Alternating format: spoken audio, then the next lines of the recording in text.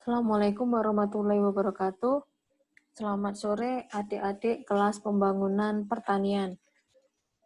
Hari ini kita belajar mengenai peranan pertanian dalam pembangunan ekonomi.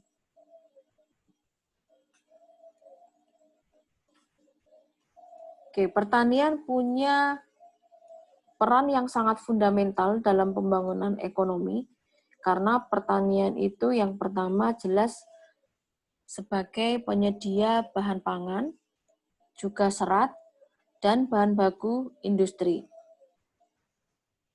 Selain itu, pertanian juga mempunyai fungsi pelestarian lingkungan dan banyak menyerap tenaga kerja sehingga mempunyai akumulasi kapital yang cukup signifikan, dan juga pertanian sebagai sumber devisa merupakan pasar potensial dan sumber pendapatan.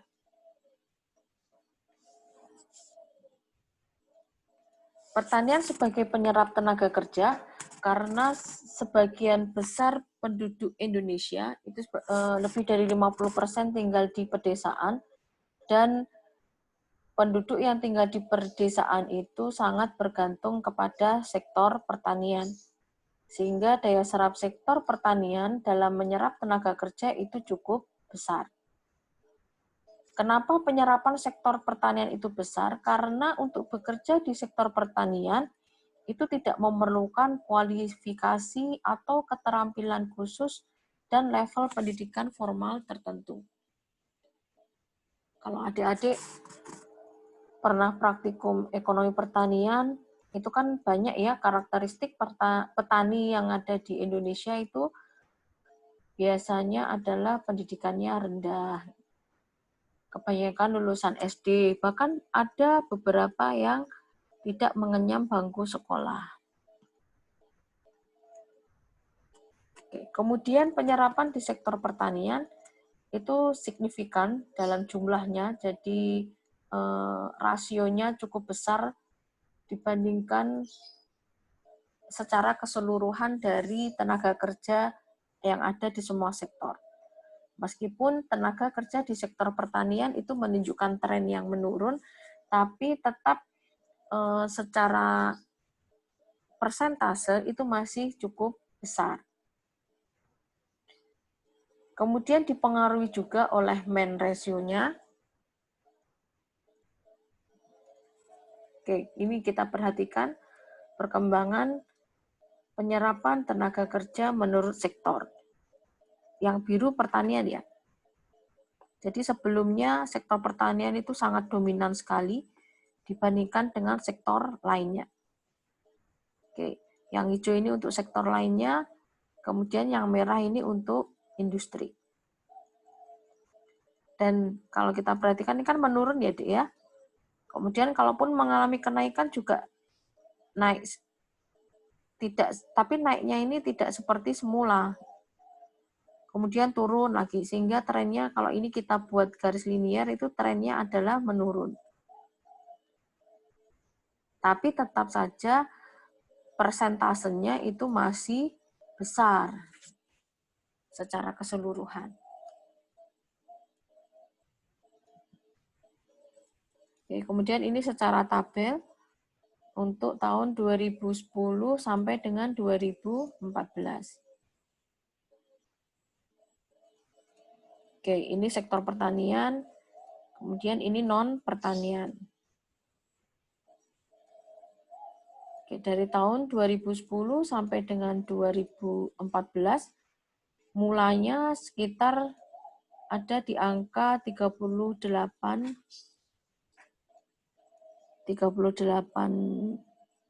juta ya. Kemudian turun, meskipun turunnya sedikit-sedikit tapi mengalami penurunan yang terus-menerus. Sementara untuk non-agriculture, non-pertanian itu mengalami peningkatan dari tahun ke tahun. Kenapa sektor pertanian turun tenaga kerjanya? Nanti kita diskusikan di WA Group.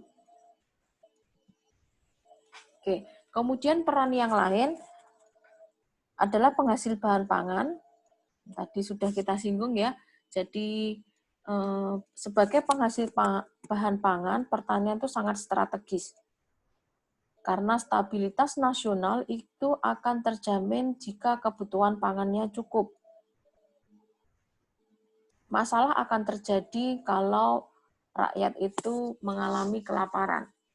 Jadi mudah terjadi konflik-konflik secara sosial ekonomi, terjadi kerusuhan-kerusuhan, itu dikarenakan karena akar permasalahan adalah masyarakat tidak bisa memenuhi kebutuhan primer. Oke, kemudian kontribusi terhadap GDP ini cukup besar, meskipun dari tahun ke tahun mengalami penurunan, tetapi kontribusi pertanian terhadap total GDP itu masih berkisar 15%. Yang tertinggi tetap dari sektor manufaktur. Oke, ini untuk jasa, ini pertambangan, kemudian ini sektor konstruksi. Nah, akhir-akhir ini, 2 tahun terakhir sektor konstruksi itu meningkat cukup tajam ya, karena adanya pembangunan infrastruktur hingga ke daerah-daerah terpencil. Kemudian turun lagi karena adanya pandemi COVID. Nah, proporsi atau kontribusi terhadap GDP itu merupakan alat ukur peran sektor tersebut dalam perekonomian suatu negara. Jadi kalau dilihat dari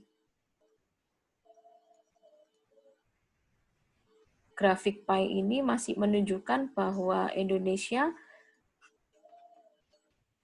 dominan dibentuk dari sektor manufaktur. Kemudian dari sektor utility, dari jasa, baru kemudian dari sektor pertanian. Itu menunjukkan struktur ekonomi suatu negara. Semakin besar proporsi PDB suatu sektor terhadap total PDB, itu menunjukkan besarnya dominasi sektor tersebut terhadap pendapatan negara. Nah, peran dari sektor pertanian yang lain tentu saja mempunyai kontribusi ekspor sebagai penyumbang devisa negara. Masih ingat komoditas ekspor pertanian yang utama dari Indonesia apa saja? Ada CPO, karet, ya, kemudian coklat, kopi, teh, udang, itu merupakan komoditas ekspor utama dari pertanian. Oke, ini kontribusi ekspor pertanian dari tahun ke tahun. Maaf, datanya bukan data terbaru, nanti adik-adik bisa eksplor sendiri ya untuk data ekspor pertanian. Oke, kalau kita perhatikan mengalami trennya naik ya, meskipun nanti fluktuatif juga, ada tahun yang naik, kemudian turun lagi, nanti naik lagi.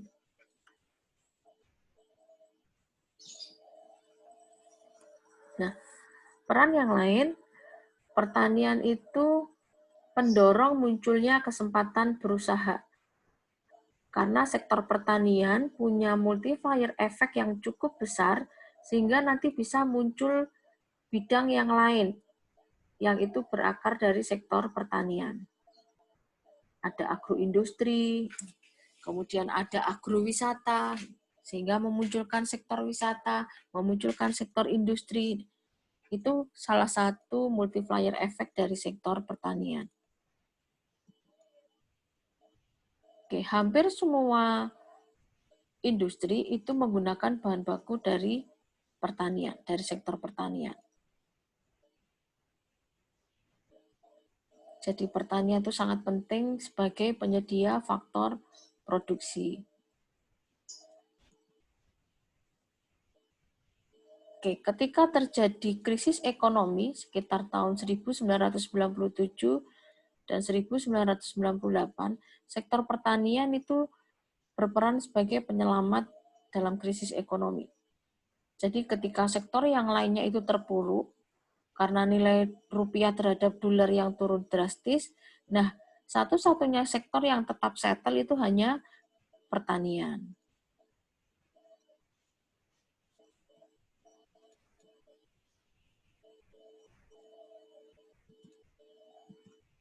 Oke. Lalu pertanian itu sangat kental dengan ekonomi kerakyatan. Kenapa bisa begitu? Karena dalam pertanian itu jelas sekali pertanian itu mempunyai ciri-ciri komoditasnya tradisional. Kemudian petani di Indonesia itu luas lahannya relatif kecil, teknologinya rendah, dan biasanya bersifat ini ya, usahanya itu merupakan usaha keluarga, lahannya milik sendiri, kemudian pengerahan tenaga kerjanya juga tenaga kerja dalam keluarga, kecuali ketika proses penanaman atau panen saja yang meng-hire tenaga kerja dari luar. Dan pertanian itu sangat ini ya, terutama pertanian di sektor tanaman pangan itu sangat dekat dengan poverty trap. Jadi petani-petani masih hidup di bawah garis kemiskinan. Itu sebabnya pembangunan pertanian itu sangat penting karena keberhasilan pembangunan pertanian akan meningkatkan pembangunan ekonomi dan menunjang pembangunan ekonomi. Semakin besar keberhasilan pembangunan pertanian, maka pertumbuhan ekonomi juga akan meningkat.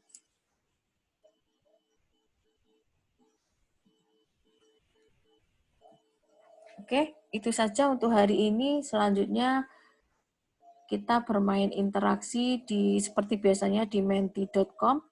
Adik-adik sebutkan apa peran pertanian dalam pembangunan ekonomi. Satu saja. Jadi peran pertanian dalam pembangunan ekonomi yang belum disebutkan. Yang belum disebutkan dalam presentasi ini.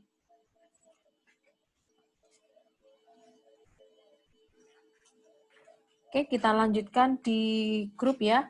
Terima kasih atas perhatiannya. Wassalamualaikum warahmatullahi wabarakatuh.